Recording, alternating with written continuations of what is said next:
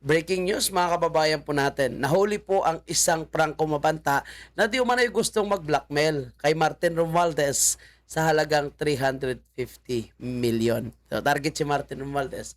So talagang nagkaroon ng transaksyon kasi kitang-kita po na nagkaroon po ng latagan ng napakaraming pera, mali-malitang pera. Pero ang kapansin-pansin ngayon sa social media, ang kumakalat, ito daw ay isang DDS. Para sa kaalaman ng lahat, hindi po DDS, si Franco Mabanta, may mga programa lang po sila na talagang lantaran na bumabatikos sa gobyerno ni Bongbong Marcos, Martin Romualdez at sa lahat na corrupt and corruption na nangyayari po sa ating bansa. Pero baka hindi alam ng kanyang mga supporter at vlogger ni Bongbong Marcos na itong si Franco Mabanta ay naging social media director ni Bongbong Marcos bago pag mag-eleksyon. And hindi natin alam ngayon kung siya po ay may connection pa kay Bongbong Marcos dahil hindi pa nga siya nagsasalita. And hanggang ngayon, no comment po siya at naantay niya yung kanyang abogado na magsalita at magbigay ng pahayag para sa kanya. Pero may connection kay Bongbong Marcos.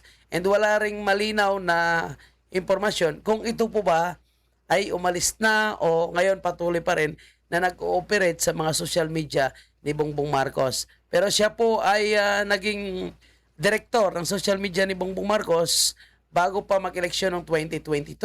Sila po yung nagpapabango ng pangalan ni Bongbong Marcos. And of course, may patunay tayo, no?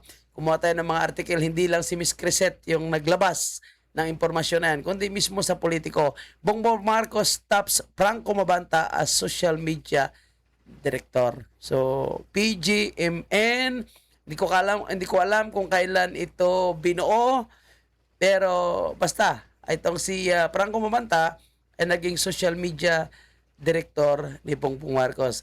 Kaya yung nagsasabi na ito ay DDS, ito po ay Duterte, gumagawa na naman kayo ng allegation para lang idikit na naman sa mga Duterte. Pero tandaan natin, mga kababayan, no, wala mang koneksyon itong si Franco Mabanta sa mga Duterte. So paano ito naging DDS? Siguro may mga ilang programa, ilang host diyan sa PGMN, ilan sa kanilang programa na lantaran na nagbabatikos sa korupsyon ni Bongbong Marcos. And of course, nakita natin na nandyan si Ido Mazano, nandyan po si Rowena Guanzon. Pero hindi ibig sabihin, no, na nandyan sila ay DDS na. And tandaan po natin, si Rowena Guanzon ay never po na naging DDS. Siya po ay dilawan. Okay? At kung sino pa yung mga nandyan, of course, sila po ay mga host lamang sa programa na nandyan sa loob ng PGMN. Hindi ibig sabihin, sila ay konektado kung ano man yung mga ginagawa ng kanilang founder. Okay, so ngayon mga kababayan po natin, umabot ng 350 million yung allegedly na extortion, gustong i-extort na itong si Franco Mabanta kay Martin Romualdez. Ang daming pera. Ayan o. So, ang daming pera yung nilatag. Talagang may pera sila. So, saan galing yung ganito karaming pera na sinasabing entrapment? And ngayon, lumalabas na parang si Martin Romualdez yung biktima. Anyway, para saan ba yung perang ito? At ano yung rason kung bakit iba-blackmail nila si Martin Romualdez? Di umano'y, may mga video, mga kababayan, na ilalabas. May mga video na hindi ilalabas kapalit ng pera na to. So yung video na yan daw ay yung involvement ni Martin Romualdez sa flood control project.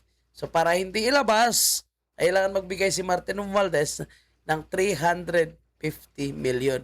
Ang laki naman ng perang ito, mga kababayan natin.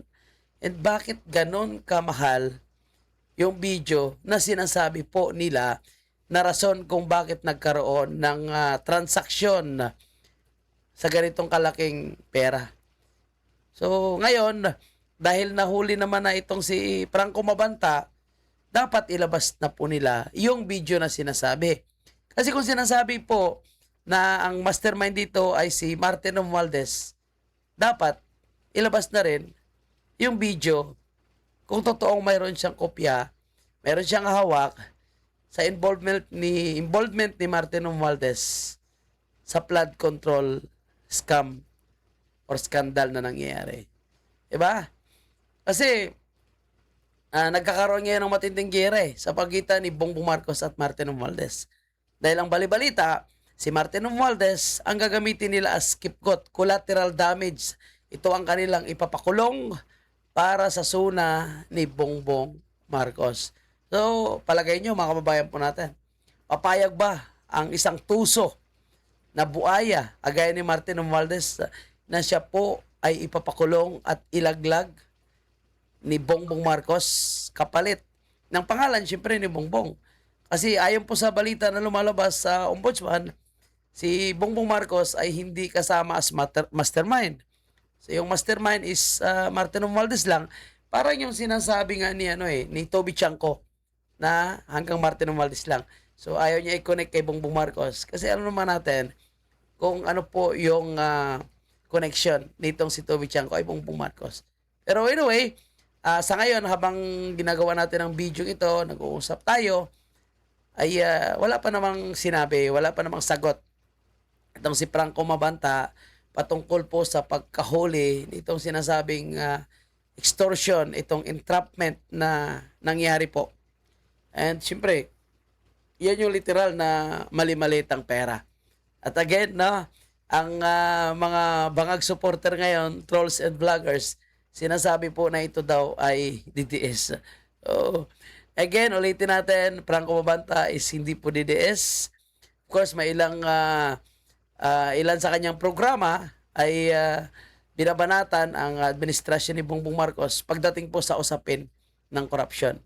Pero ang sabi nga nila palagi, kung ano man ang sinasabi ng host, ano man ang komento ng host, ay hindi nagre-reflect sa buong network, which is yung Peanut Gallery Media Network. So, kumbaga, sariling opinion nila yon. Walang kinalaman yung management ng PGMN. And again, ito po is dating tauhan ni Bongbong Marcos. Hindi natin alam kung ito ay tauhan niya pa rin sa ngayon dahil wala pa naman sagot. Hindi pa naman nagsalita itong si Franco Mabanta. So, yan ang po muna yung development, mga kababayan po natin.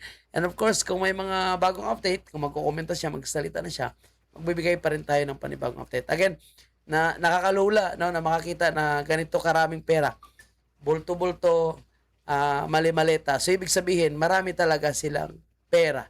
Marami talaga silang hawak na pera. Kasi, may nailalabas sila eh. So, saan galing itong 350 million? Entrapment nga ito. So, ibig sabihin, pera ng NBI. So, ibig sabihin, may mga ganyang pera pala yung NBI. So, ang dami. Anyway, maraming salamat at huwag kalimutan i-like ang video ito. At kung nagustuhan nyo po yung ating content, pag-share na rin. At maraming salamat po, mga kababayan natin.